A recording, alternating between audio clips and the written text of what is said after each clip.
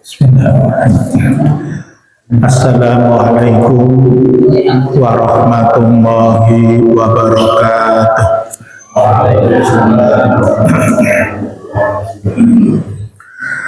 Innal hamdalillah nahmaduhu wa nasta'inuhu wa nastaghfiruh wa na'udzu billahi min shururi anfusina wa min sayyiati a'malina. May yahdihillahu fala mudilla lahu wa may yudlil fala hadiya lahu. Wa asyhadu an la ilaha illallah wahdahu la syarika lahu wa asyhadu anna Muhammadan abduhu wa rasuluh. Allahumma shalli wa sallim ala nabiyyina Muhammad sallallahu alaihi wasallam. Ya ayyuhalladzina amanu taqullaha haqqa tuqatih wa la tamutunna illa wa antum muslimun. Amma ba'du. Alhamdulillah, puji syukur kehadirat Allah Subhanahu wa taala yang memberikan kita kehidupan, yang memberikan kita banyak nikmat, anugerah dan karunia, yang bila mana kita hitung nikmat itu tidak akan pernah ada habisnya. Kalau sekarang kita mau merenung sejenak saja,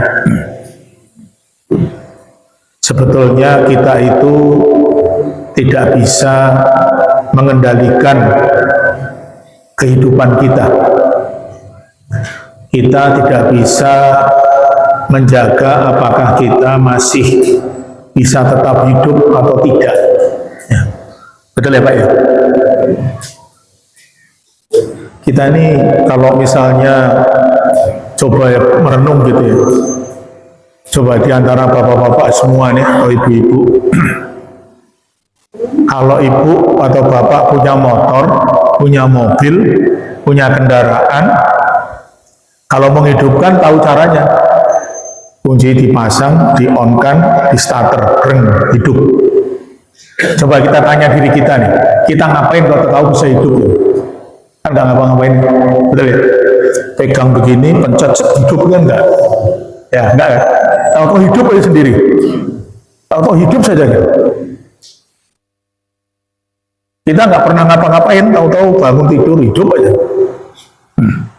Dan kita memang juga tidak tahu kapan waktu akhir dari kehidupan itu.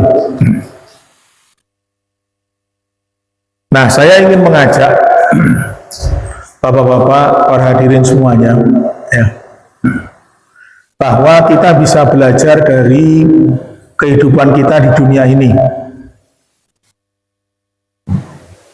Apa yang ada di dunia ini itu merupakan salah satu gambaran. Nanti di akhirat pun akan ada. Walaupun secara kenyataannya nanti akan jauh berbeda, tapi ini bisa menjadi sebuah pelajaran. Ketika kita dulu sekolah, kalau pengen naik kelas, maka kita akan dites. Ya, dites oleh guru kita. Begitu tes hasilnya nanti dinilai dan dinyatakan lulus, maka naik kelas. Nah, kita pun di dunia seperti itu, di akhirat pun kita akan mengalami hal yang sama. Tingkat keimanan kita di dunia ini nanti akan diuji oleh Allah, akan dites, lulus atau tidak. Ya. Terus perlu kita pahami juga bahwa senikmat-nikmatnya di dunia ini belum ada apa-apanya bila dibandingkan nikmat di akhirat. Sesengsaranya dunia ini, paling tidak enaknya di dunia ini, belum ada apa-apa apanya bila dibandingkan sengsaranya di akhirat.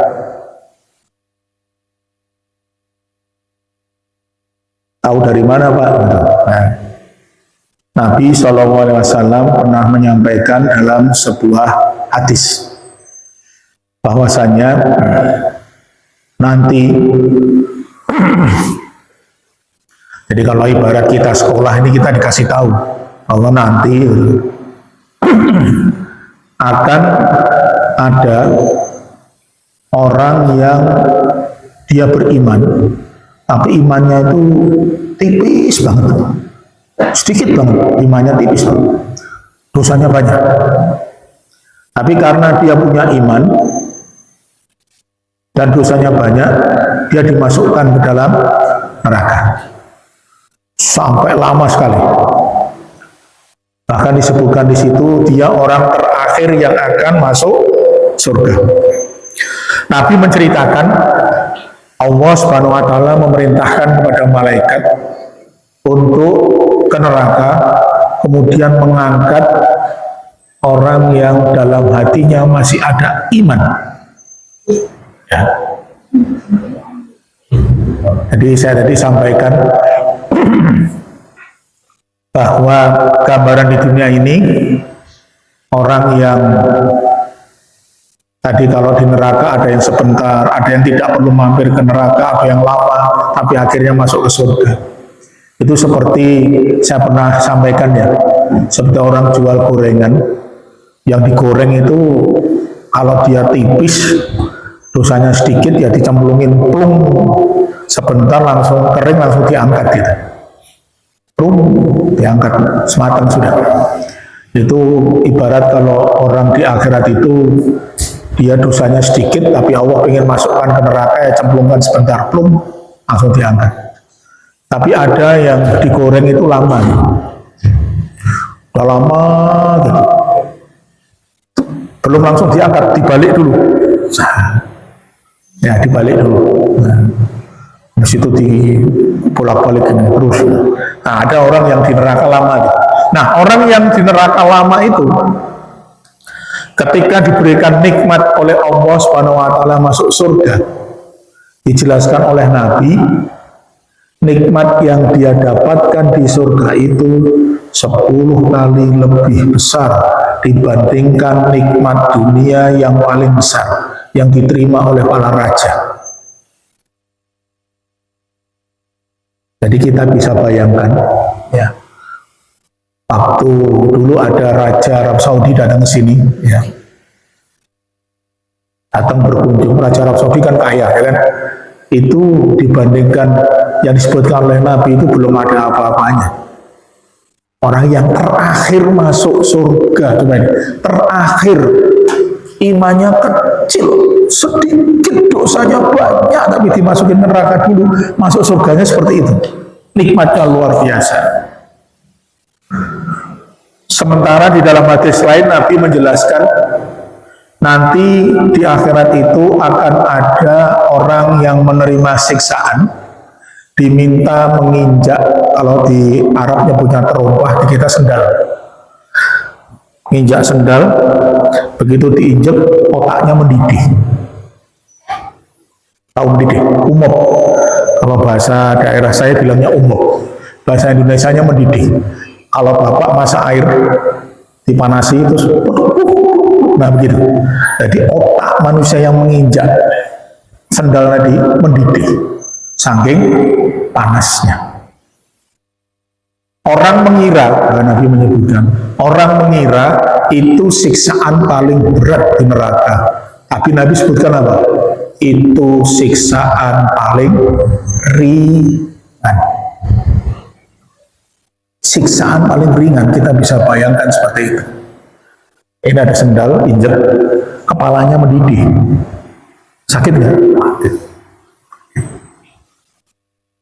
Sakit. Sininya apalagi kebakar, misalnya sini sampai mendidih. Pasti yang panas kan kaki. Otaknya mendidih, Masya Allah. Sepanas-panasnya api di dunia nggak akan pernah begitu. Ini ada api kompor, tangannya kita masukin ini, paling kebakar cuma sini. nggak mungkin otaknya mendidih, nggak akan sampai segitu. Tapi siksaan di neraka paling ringan seperti itu. Nah, itu gambaran yang harusnya kita betul-betul manfaatkan. Nah, kemudian kemarin di bulan Syawal, ini Syawal sudah mau habis ya. Sebentar lagi sudah masuk Dzulqa'dah. Habis Dzulqa'dah apa? Dzulhijjah. Habis Dzulhijjah apa? Halo? Apa? Nggak ngerti. Kalau soalnya habis Februari apa? Maret. Habis Maret? April. Cepet ya? September habis September apa? Oktober. Jadi kalau Dzulqa'dah, Dzulhijjah. Habis Dzulhijjah? Muharram. Terus ingat ya, setelah bulan Syawal, Dzulqa'dah, Dzulhijjah, Muharram, terus satu lagi Rajab. Ini 4 bulan apa? Bulan haram. 4 bulan haram ini itu bulan yang dimuliakan oleh Allah Subhanahu wa Ta'ala. Nah, barang siapa yang berbuat dosa, hati-hati. Allah memperingatkan, jangan kalian berbuat zalim di bulan haram. Kenapa kok sampai Allah mengingatkan begitu? Para ulama menjelaskan, bukan berarti di luar bulan haram boleh berbuat zalim, boleh berbuat maksiat, bukan. Tetapi maksudnya adalah di bulan haram berbuat maksiat dosanya lebih besar dibandingkan di bulan yang lain. Di tanah haram berbuat dosa, dosanya lebih besar dibandingkan berbuat dosa di tanah yang bukan haram. Nah, di sini saya ingin sampaikan, kalau kemarin di bulan Syawal, di antara bapak-bapak, ibu, mungkin ada yang pulang mudik ya, ada ya. Kalau asli orang sini ya mungkin enggak. Kalau yang mudik daerah Jawa Tengah, Jawa Timur, Sumatera, itu saya lihat kabar di berita di TV mudik gitu. Itu kena macet, ya, kena macet ya. Ya, macetnya macam-macam. Ada yang 2 jam, ada yang 6 jam. Itu ada teman kerja saya yang pulang tanggal 18 terakhir itu berangkat sore sampai pagi masih di jalur Pantura, masih di jalan tol itu. Ada yang lewat Pantura macet, lewat jalan tol juga macet. Biasanya 6 jam sampai, itu sudah 12 jam belum nyampe. Itu macet di dunia. Masih mendingan. Loh kok mendingan Pak? Iya. Kalau macet di dunia kan masih bisa minum, ya betul ya. Bisa minum, bisa bawa bekal, bisa istirahat. Nanti di akhirat akan ada macet. Dan ini Rasulullah sudah sampaikan dalam sebuah hadis. Saking macetnya, makanya ini saya di awal ngaji setelah Syawal ini saya selalu mengingatkan diri saya untuk informasi ini, karena ini penting. Kenapa penting? Karena kita mau berbuat baik itu ketika kita tahu apa yang akan kita dapatkan.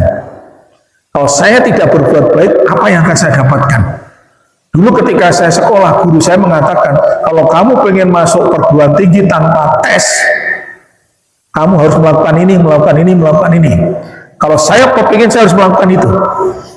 Nabi pun sudah menjelaskan, kalau kalian pengen mendapatkan ini, lakukan ini. Nah, sekarang tinggal kembali kepada kita. Kita mau mendapatkan itu atau tidak. Rasulullah SAW menggambarkan di dalam sebuah hadis yang diriwayatkan oleh Imam Muslim. Tutna syamsu yaumal qiyamati minal khalqi hatta takuna minhum tamik dari mini fayakunan nasu ala qadrin a'malihim fil ard. Matahari di hari kiamat didekatkan sampai jaraknya hanya 1 mil saja. Jadi sekarang itu matahari itu jaraknya ribuan kilometer, bahkan miliaran kilometer. Jaraknya jauh banget dari bumi. Jadi sinar matahari yang sampai saat ini itu ke kita ini kalau diukur itu udah sinar yang dulu. Beberapa ini baru datang. Kecepatan cahaya itu baru kecepatannya luar biasa. Kalau dulu kita belajar pelajaran kimia atau pelajaran fisika, itu diajarkan kecepatan cahaya itu sekian ribu kilometer per detik. Nah, gitu ya kecepatan cahaya kan. Matahari itu sekarang jaraknya sebegitu, kadang-kadang itu panas. Betul ya? Nah, ini cuma 1 mil. Nah, kemudian Nabi menjelaskan ketika itu tiap orang akan berkeringat. Semuanya akan berkeringat. Ingat ya, semua manusia. Termasuk saya, Pak. Ya, termasuk kita semua ini. Semua akan berkeringat sesuai dengan kadar amal kita masing-masing. Faminhum may yakunu ila ka'baihi. Waminhum may yakunu ila rukbataihi. Waminhum may yakunu ila hiqwaihi. Waminhum may yahimahul arqul iljaman. Wa syara Rasulullah sallallahu alaihi wasallam biadihi ila fihi. Di antara mereka, ini Nabi menggambarkan, nanti semua yang berkeringat itu tergantung amalnya. Di antara mereka ada yang keringatnya sampai kedua mata kaki. Dua mata kaki ini kalau bahasa daerah saya olok namanya. Ya, kalau Bapak punya itu mata kaki sini nih. Nah ini. Tadi keringat kita banjir segini. Banjir keringatnya sendiri. Kalau di dunia banjir sama ya. Apa-apa sini misalnya sini banjir kita masuk ya sama, tapi besok di akhirat banjir kita masing-masing. Nabi sebutkan ada yang sampai kedua mata kakinya, ada yang sampai kedua lututnya. Ini lutut, dengkul kalau daerah saya nyebutnya dengkul. Ada yang sampai pinggangnya, ya segini banjirnya. Bahkan ada yang sampai tenggelam dalam keringatnya. Kemudian beliau sallallahu alaihi wasallam memberi isyarat dengan telunjuknya ke mulutnya. Jadi nanti ada orang yang keringatnya sampai sini. Keringatnya sendiri. Yang mempengaruhi keringat itu apa? Amalnya masing-masing. Jadi nanti kita akan menghadapi hari itu. Percaya atau tidak. Kalau kita sudah mengaku muslim, dikasih tahu oleh Nabi seperti ini, kok tidak mempersiapkan diri, itu seperti seorang pelajar sekolah dikasih tahu oleh gurunya bahwa besok kamu akan mengalami seperti ini, tapi tidak melakukan persiapan apa-apa. Itu menurut saya sebuah kerugian yang besar. Kalau orang yang tidak sekolah tidak diberitahu, nggak apa-apa. Oh, namanya tidak diberitahu, dia nggak sekolah. Nah, kita ini sebagai orang beriman dikasih tahu bakal terjadi seperti ini, kok tetap biasa saja.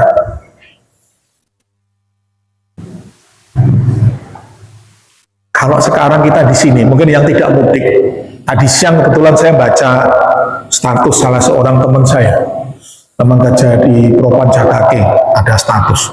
Dia moto di Pasir Gadung, lagi dikeduk jalannya. Dan tadi saya lewat situ macet, betul macet tuh, Pasir Gadung, dikeduk pakai belko itu tengah-tengah jalan itu. Tadi difoto sama teman saya, cepat Pasir Gadung dikeruk, hati-hati hari Senin itu. Masalahnya Bitung pun juga akan dikeruk, hati-hati yang kerja ya. Ketika saya dapat informasi itu, yang saya lakukan apa? Saya harus persiapan. Tadi saya mau ke sini awalnya membawa mobil Pak saya. Wah hujan, saya berdoa mudah-mudahan dah Pak motor aja lah. Wah bener macetnya panjang loh sampai pom bensin itu. Sampai pom bensin lebih di pom bensin subhanallah yang arah sana. Yang sini sudah sampai depan sini. Jadi kalau Anda keluar di depan ini tadi udah macet menjelang maghrib. Mungkin kalau tadi saya bawa mobil mungkin maghribnya nggak sampai ke sini kelihatannya. Karena saya 5:30 berangkat tuh kelihatannya nggak keburu. Nah, saya bawa motor karena lihat kemungkinan macet itu. Itu namanya persiapan, Pak. Antisipasi. Kalau Anda dikasih tahu oleh Nabi seperti ini, loh kenapa terus kok pada hari itu orang keringetan, mataharinya panas? Nabi menjelaskan, nanti terjadi macet. Nabi menyampaikan dalam hadis yang lain, macetnya kenapa? Nah, dijelaskan oleh Nabi. Rasulullah SAW bersabda, la tazulu qadama abdin yaumal qiyamati hatta yus'ala an umrihi fima afna wa an ilmihi fima fa'al wa ammalihi min aina tasabahu wa fima anfaqahu wa an jismihi fima ablah. Tidak akan bergeser kaki seorang hamba. Jadi semua orang tidak akan geser. Semua orang mulai dari Nabi Adam alaihissalam sampai nanti manusia terakhir itu semua dibangunkan oleh Allah Subhanahu wa taala, dibangkitkan oleh Allah Subhanahu wa taala setelah sekarang hidup, nanti mati, dibangkitkan, semua kumpul di satu tempat. Kita sebutnya padang mahsyar. Kemudian matahari didekatkan kayak tadi, panas pada keringetan semua. Kemudian ngapain? Nunggu semua dipanggil oleh Allah Subhanahu wa taala. Nabi menyampaikan tidak akan bergeser kaki seorang hamba pada hari kiamat hingga ia ditanya. Nah, jadi ini semua orang itu nanti akan ditanya satu-satu. Ditanya satu-satu, dites. Kita beruntung loh. Kenapa dikasih tahu oleh Nabi? Pertanyaannya apa? Kalau sudah tahu pertanyaan apa, tinggal belajar, dipersiapkan. Kan begitu. Yang ditanya apa? Pertama, umurnya untuk apa ia manfaatkan. Ingat ya, semua dikasih umur oleh Allah Subhanahu wa taala. Allah akan tanya, kamu tak kasih umur, kamu pakai buat apa? Silakan Anda jawab. Silakan Anda jawab masing-masing. Kita semua dikasih umur. Walaupun nanti kita tidak tahu finishnya kapan. Kalau misalnya bapak-bapak, ibu-ibu ditanya suruh milih, pengen ditanya duluan atau ditanya belakangan, pas nanti di akhirat milih yang mana? Udah saya nanya nih. Mana Pak? Kalau ditanya duluan, di sini Nabi tidak menjelaskan siapa yang duluan, siapa belakangan, enggak. Kalau disebutkan dipanggil satu-satu berdasarkan nama abjad misalnya gitu, oh berarti saya depannya B agak belakangan, yang A duluan, ya kan? Kalau berdasarkan abjad. Tapi tidak. Kalau berdasarkan pertama kali dilahirkan ya berarti Nabi Adam duluan. Tanyain dulu. Tapi ini enggak disebutkan. Tidak disebutkan. Tapi Nabi menyebutkan apa? Dalam hadis. Kita adalah umat terakhir. Tapi yang pertama kali dihisab. Ingat, pertama kali dihisab. Jadi bapak-bapak harus siap dipanggil awal. Jadi kita ini umat Nabi Muhammad, umat Nabi yang terakhir. Tapi Nabi menyebutkan kita akan dipanggil duluan. Enak kan panggil duluan? Betul kan? Enak.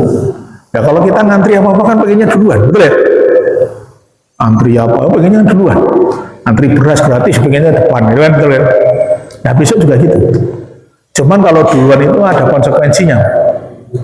Masuk surga duluan, masuk neraka juga duluan. Nah, gitu. Jadi umatnya Nabi Musa belum apa-apa, kita umat Nabi Muhammad bisa masuk neraka duluan. Ya itu risiko. Mau masuk surga ya dapat duluan, neraka dapat duluan. Yang ditanya adalah umurnya digunakan untuk apa? Coba kita renungkan. Masing-masing ini sudah punya umur ya, betul ya? Beda-beda. Ada yang kepalanya sudah 5, 50-an gitu ya, ada yang 40-an, ada yang 30-an. Hanya 20-an nggak ada lah ya, jadi nggak ada ya. Umurnya 20 nggak ada kan? Oh malamnya nggak ada. Umur paginya 20 ya. Nah, berarti kan udah 30 tahun. Nah, kita renungkan nih, saya ini dulu ngapain aja ya? Nah, ya terserah, kita nggak tahu, saya nggak tahu bapak-bapak ya, mas-mas ini dulunya gimana, itu direnungkan sendiri-sendiri. Kalau ternyata banyak amal kebaikannya, alhamdulillah. Waduh Pak, saya kok kelihatannya dulu itu, aduh, saya baru sadar umur-umur belakangan ini. Nggak apa-apa Pak, nggak apa-apa.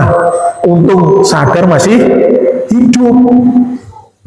Loh, masih beruntung kita diberikan kesadaran ketika masih hidup. Karena apa? Ketika kita minta ampun kepada Allah, maka saat itu kita diampuni dosanya oleh Allah. Yang diperhitungkan adalah yang terakhir. Itu luar biasanya Allah Subhanahu wa Ta'ala. Rahman dan Rahimnya Allah Subhanahu wa Ta'ala. Coba ya Anda lihat ya.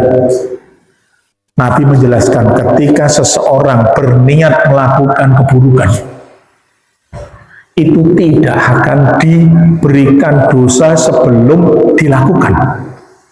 Jadi misalnya ada orang niat nanti jam 1 mau ngerampok, begitu jam 1 nggak jadi ngerampok, itu nggak dosa, ya, tidak dosa malahan, tidak disebut dosa. Bahkan kalau niatnya mau merampok terus dia ingat sadar malah dapat pahala malahan. Ini luar biasa. Tapi kalau orang berniat berbuat baik, antar malam sama sholat tahajud, ternyata tidak tahajud karena ketiduran kelewat, niatnya sudah diberi pahala. Luar biasa. Kalau dia bangun terus sholat tahajud, kalau tadi orang berbuat maksiat, melakukan maksiat, itu dosanya cuma 1, Pak. Tidak ada pengkalinya, nggak ada. Tidak dilipat gandakan, tidak. Tapi kalau berbuat kebaikan, Nabi sebutkan dikalikan 10 kali, 70 kali, 700 kali, bahkan lebih. Wah, biasa. Jadi kalau kita mau merenung, harusnya kalau orang kadang baik, kadang enggak, kadang baik, kadang enggak, imbang saja, harusnya itu dia lebih banyak pahalanya, betul? Karena Allah melipat gandakan pahalanya. Kalau sampai dosanya lebih besar, berarti orang ini berbuat baiknya cuma sedikit. Cuma sedikit. Jadi umur yang diberikan tadi banyak digunakan untuk maksiat. Nah, hanya diri kita masing-masing, ya kan?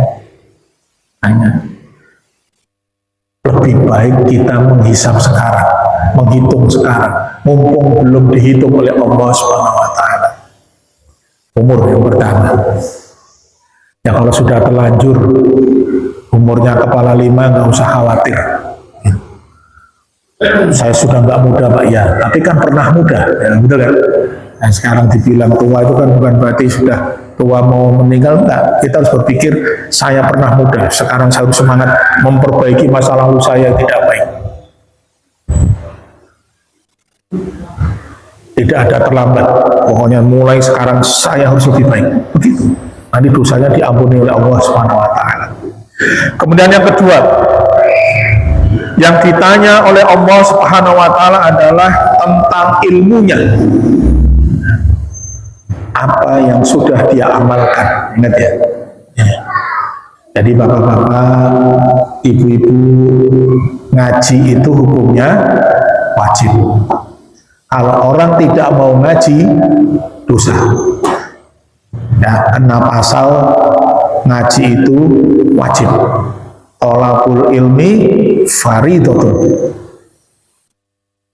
Bahwa mencari ilmu itu fardhu, wajib, fardu. Nah, ketika orang sudah ngaji, belajar, jadi yang ditanya ini ilmu bukan ilmu dunia, Pak. Bukan ditanya, kamu dulu belajar bulu tangkis ya? Gimana coba praktek bulu tangkis di akhirat? Bukan itu. Enggak, kita belajar ilmu dunia cuma dipakai di sini. Pakai di dunia saja. Jadi ketika kita ngaji, nanti ditanya oleh Allah, sudah diamalkan atau belum? Aduh, berat ya Pak. Kalau gitu saya nggak usah ngaji. Nggak usah ngaji kenapa pasal tadi?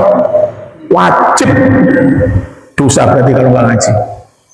Begitu ngaji ditanya, yang paham mana harus diamalkan. Jadi makanya kalau ada orang ngaji, sudah sungguh-sungguh ngaji, kok tidak dikasih paham oleh Allah? Kan orang paham atau enggak itu kan yang ngasih Allah. Ya. Ternyata nggak dikasih paham, ya sudah. Jalanin saja, sabar. Malah tidak dituntut untuk mengamalkan, nggak paham. Yang dituntut mengamalkan itu kalau paham. Saya kasih contoh yang gampang, ya gampang. Apa di depannya ada minum. Ketika Bapak sudah tahu ilmunya, kalau minum Nabi perintahkan harus pakai tangan kanan. Sebelum minum baca Bismillah. Setelah minum baca Alhamdulillah. Bapak tidak menjalankan itu, nanti akan dimintai tanggung jawab. Kamu paham kan? Paham. Kenapa kamu tidak amalkan? Nah, siap jawab.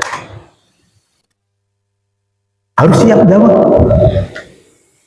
Makanya ketika kita memahami begini, sebetulnya kita paham ilmu yang simpel-simpel dulu, ya udah nggak apa-apa, itu yang penting dijalankan aja. Nggak usah yang rumit-rumit dulu berpikir siapa yang lebih. Nah, yang ada itu jalanin saja dulu. Saya paham ini, masuk masjid kalau pakai kaki kanan doanya ini amalkan. Oh, saya harus menghormati orang tua. Di Quran disebutkan, ya kan, bahwa ketika orang tuamu dalam kondisi lanjut, usianya sudah lanjut, jangan membentak, jangan mengatakan ah. Nah, ketemu orang tua kita, kalau kemudian kita jengkel bentak orang tua, itu namanya ilmunya tidak diamalkan. Kena masalah sudah, kena masalah. Nah, ini mari kita sama-sama sedikit demi sedikit amalkan. Yang ringan-ringan aja, simpel. Yang gampang, simpel. Saya sering mencontohkan ya di pengajian di tempat lain juga saya contohkan. Di Al-Quran itu Allah memerintahkan ketika kita datang ke sebuah rumah, diperintahkan apa? Mengucapkan salam. Kalau tidak dijawab, ucapkan lagi 2 kali. Tidak dijawab, ucapkan sekali lagi. Kalau tidak dijawab sama sekali, pulang. Udah gitu, pulang. Jangan masuk sebelum diperintahkan pemilik rumah untuk masuk. Ilmunya begitu. Ini perintah Allah begitu. Tapi kadang saya perhatikan, bukan di sini ya, padahal di sini saya nggak pernah lihat. Di daerah saya sana itu, perumahan tempat tinggal saya. Itu ada ibu-ibu kalau datang ke tetangganya itu langsung buka pagar, masuk pintunya, assalamualaikum, sudah di depan pintu. Pelanggaran. Harusnya di depan pagar. Assalamualaikum. Assalamualaikum. Nah, gitu. Terus di Quran disebutkan, kalau yang punya rumah bilang, kamu balik saja, maka kembali saja. Tuh, kalau disuruh pulang, pulang saja. Karena dia lagi belum kepengen ditemuin misalnya. Nah, apalagi kalau zaman sekarang kan sudah enak, sudah ada HP ya, betul kan? Mau datang ngabari dulu, saya mau datang nih, nanti habis sholat zuhur ya. Oh ya silahkan. Nah, kan berarti udah dipersilahkan. Datang. Assalamualaikum. Waalaikumsalam. Ayo silakan masuk. Nah, baru masuk. Jangan assalamualaikum udah duduk lah nanti. Oh iya, saya nggak tahu di sini ya. Di tempat saya ini orang perumahan tuh di daerah saya. Wih, kayak begini. Ya udah saya kasih masukan, nggak boleh begitu. Nggak boleh begitu. Nah, itu bukti terkait dengan ilmu sudah diamalkan atau tidak. Ini saya cuma kasih contoh. Nanti ilmu sholat, diajari baca Quran, gitu kan? Ada ilmu tajwid. Anda harus praktekkan, belajar tajwid itu dipraktekkan. Nanti ditanya loh sama Allah. Tapi Anda jangan berpikir kalau gitu saya nggak udah belajar. Kena pasal tadi. Belajar itu wajib. Anda nggak belajar kena pasal itu, kena masalah nanti. Nah, yang penting bismillah saya belajar. Dikasih paham oleh Allah, praktekkan. Nggak paham ya sudah, sabar. Makanya Nabi pernah mengatakan dalam sebuah hadis, ketika seseorang membaca Quran dengan terbata-bata, tahu terbata-bata? sering salah, itu tetap mendapatkan 2 pahala. Dosa enggak dosa. 2 pahala, tetap 2 pahala. Pahala baca Quran dia dapat, dia sabar tetap membaca, tetap belajar, dapat pahala. Itu luar biasa. Begitu rahimnya Allah Subhanahu wa taala memberikan rahmat begitu besar kepada kita. Bagi orang-orang yang baca Qur'annya nggak lancar, tetap dikasih pahala. Apalagi yang bacanya lancar, pahalanya bersama orang-orang yang suci. Bersama orang-orang yang dekat dengan Allah, bersama para malaikat, pahalanya beda lagi. Nah, makanya ini kenapa saya sampaikan begini, mumpung besok bulan Dzulqa'dah, perbanyak amal ibadah. Sekali lagi, amal ibadah kita itu yang mempengaruhi keringat kita itu di mata kaki, di lutut, di pinggang, atau tenggelam. Pilihan ada pada diri kita masing-masing.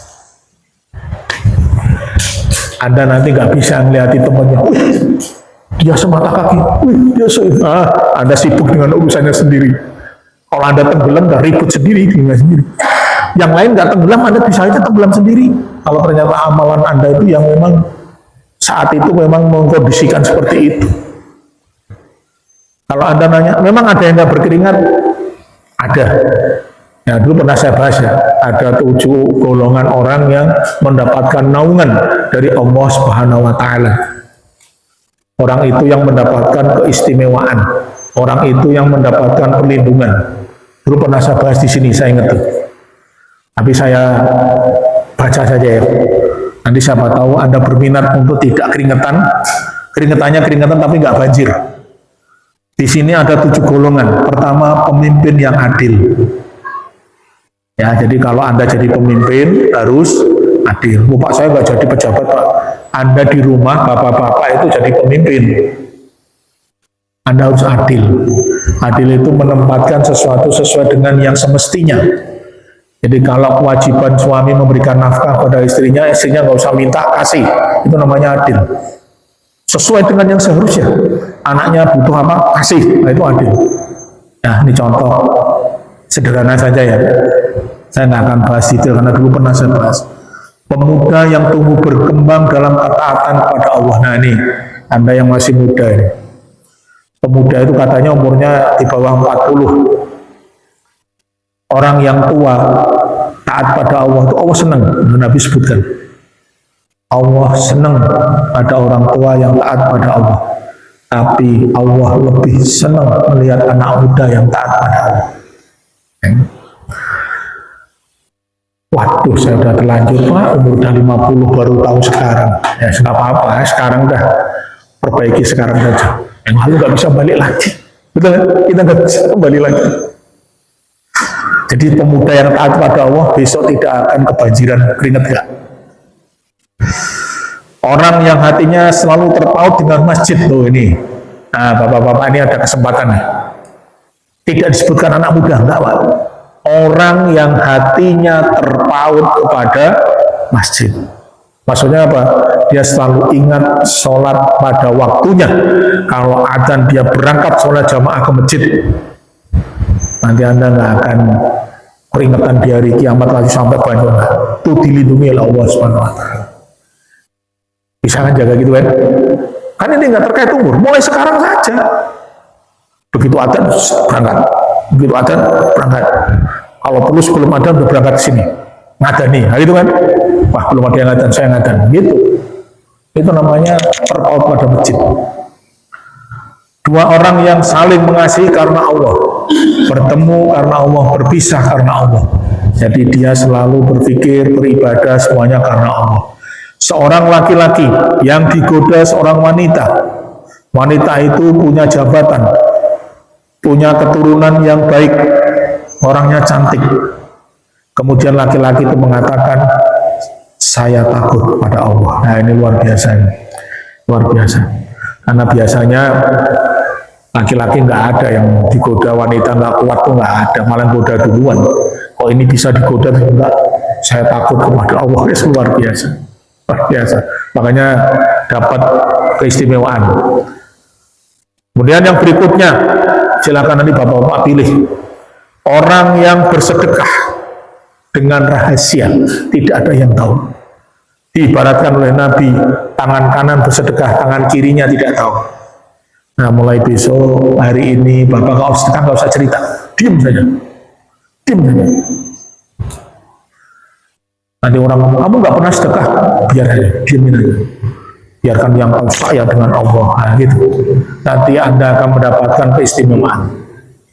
Yang terakhir, ini semua orang bisa, tidak perlu modal apa-apa, tidak perlu banyak duit, nggak perlu banyak, enggak. Seorang yang mengingat Allah dikala sendiri lalu meneteskan air mata.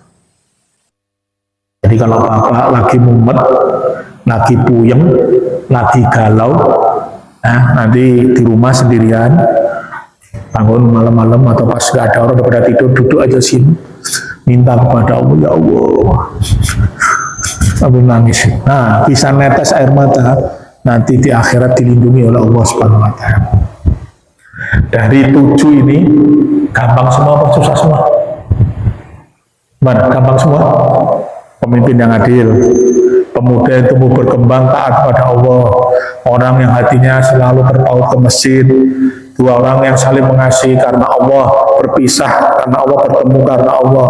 Laki-laki yang digoda oleh wanita, dia mengatakan saya tidak mau, saya takut kepada Allah. Dibuat diajak berzina, diajak selingkuh, enggak, saya takut kepada Allah. Kalau sekarang sih bilangnya bukan takut kepada Allah ya, takut sama istri saya. Nah, terus yang ke-6, orang yang bersedekah rahasia, seolah-olah tangan kanannya bersedekah, tangan kirinya tidak tahu. Yang ke-7, orang yang mengingat Allah meneteskan air mata. 7 ini gampang semua. Gampang semua apa susah semua? Halo? Nggak jawab ya. Nggak berminat nih, milih salah satu nggak berminat.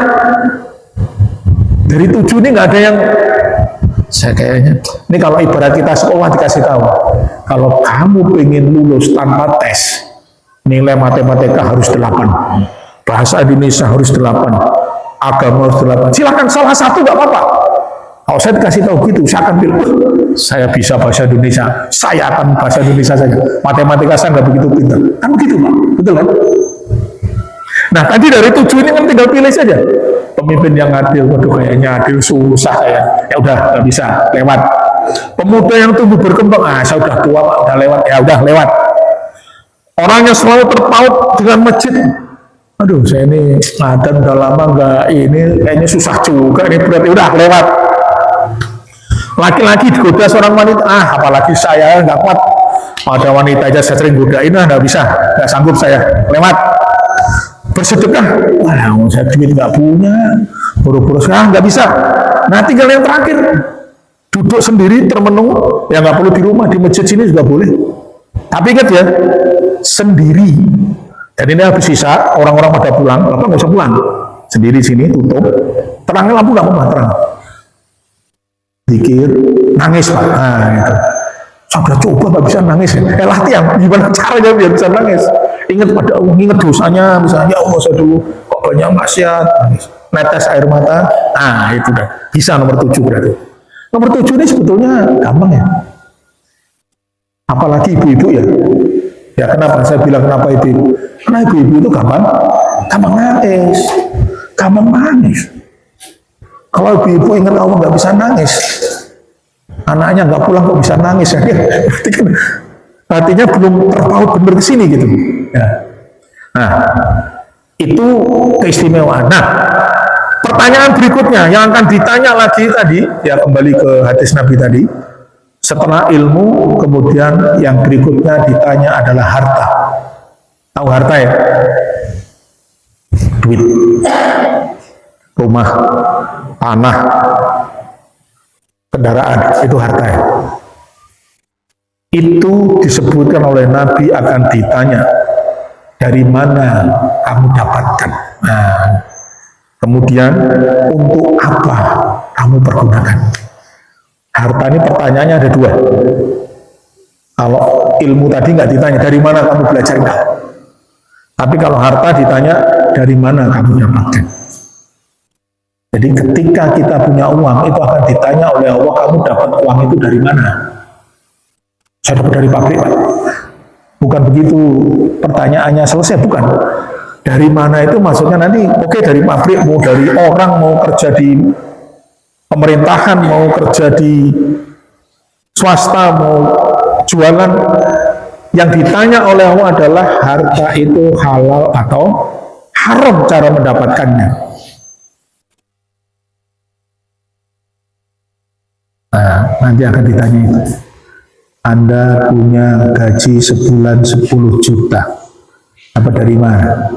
Dari perusahaan. Oke. Kamu kerja di perusahaan itu halal atau haram? Kerjanya ya? Kerjanya.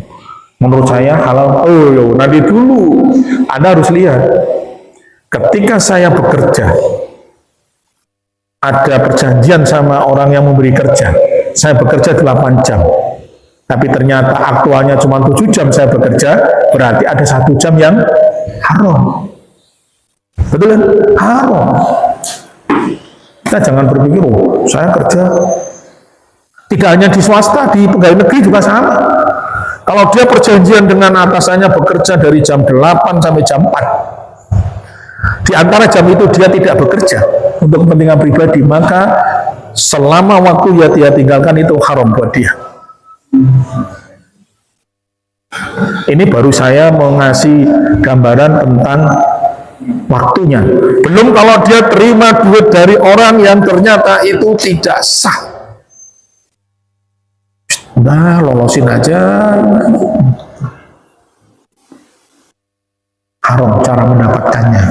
Itu akan ditanya oleh Allah Subhanahu wa taala. Ingat.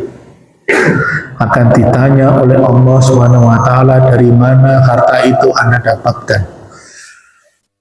Jadi kalau bekerja, ya pekerjaannya halal atau haram. Kalau jual belinya halal atau haram. Jual beli itu bisa jadi haram loh. Jual beli yang halal itu kan kita jual barang, ini ya, saya jual sekian. Beli, oke. Kalau ada cacatnya harusnya disampaikan, ini rusak ya, ada rusaknya. Kamu mau nggak? Mau, ya itu nggak apa-apa, itu namanya halal. Tapi kalau rusak, saya tutupi. Kalau saya kasih tahu nanti harganya turun dong. Saya tutupi, saya kasih ke dia, dia beli, akhirnya nggak tahu kalau itu saya ada yang rusak. Dari situ harta yang saya dapatkan haram. Haram. Walaupun tidak semuanya ya. Harganya 10.000, bukan haramnya 10.000 itu cuma 1.000, tapi 1.000-nya itu haram. Kena hadis ini. Baru nanti akan ditanya setelah dapat dipakai buat apa? Nah, itu. Dipakai buat apa? Udah ada deh. Udah belum? Ya? Masa diberatan ya. Jadi ini tolong ditentukan ya Bapak Ibu semuanya. Nah, saya mengingatkan ini karena mulai besok ini sudah masuk bulan Dzulqa'dah, kemudian Dzulhijjah, Muharram, itu ladang amal yang besar buat kita. Saya ingatkan dari sekarang. Pergunakan waktu ini dengan sebaik-baiknya, karena sekali lagi kita kena banjir tadi tergantung amal perbuatannya. Nah, demikian dulu. Yang terakhir tadi adalah tentang tubuh yang kita diberikan oleh Allah. Mata bisa melihat, kaki bisa melangkah, tangan bisa bergerak. Ini digunakan untuk apa? Nah, ini nanti akan ditanya oleh Allah Subhanahu wa taala. Itu macet seluruh manusia di dunia itu gara-gara nanti ditanya satu persatu tentang masalah itu. Bapak bisa bayangkannya, manusia bertriliun-triliun ditanya seperti ini. Semakin banyak hartanya, semakin lama tesnya. Makanya kalau hartanya sedikit cepat selesai. Makanya Nabi jelaskan, orang miskin itu masuk surganya cepat. Kalau orang kaya masuk surganya lama. Karena tanyain, kamu punya mobil dari mana? Orang miskin punya mobil? Enggak. Motor? Enggak. Punya rumah? Enggak, saya kontrak. Selesai. Punya ini? Enggak. Cepat masuk surganya. Kalau punya rumah, punya mobil, punya motor, tanyain semua satu-satu. Nah, itu harus kita persiapkan jawabannya. Demikian dari saya, karena sudah masuk waktu isya. Saya akhiri, subhanakallahumma wa bihamdika asyhadu an la ilaha illa anta astaghfiruka wa atubu ilaik. Assalamualaikum warahmatullahi wabarakatuh. Ya Nabi salam alaika, Ya Rasul salam alaika, Ya Habib salam alaika, salawat